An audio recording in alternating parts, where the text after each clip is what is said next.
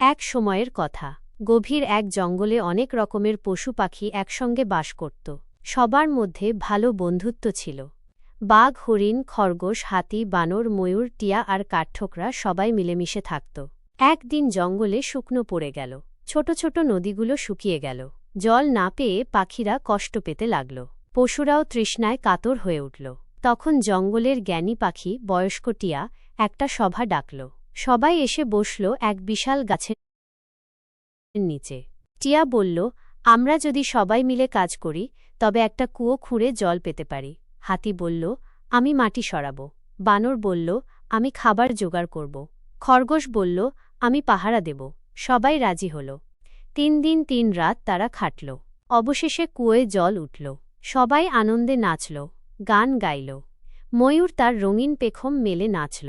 পাখিরা গান গাইল। এরপর থেকে তারা ঠিক করল, তারা প্রতি মাসে একদিন মিলে কাজ করবে, গাছ লাগাবে, জঙ্গল পরিষ্কার করবে, সবাইকে সাহায্য করবে। জঙ্গল আবার সবুজ হয়ে উঠল। নদীতে জল ফিরে এলো। পশু পাখিরা খুশিতে ভরে উঠল। এই গল্প আমাদের শেখায় মিলেমিশে কাজ করলে সমস্যা যত বড়ই হোক সমাধান সম্ভব।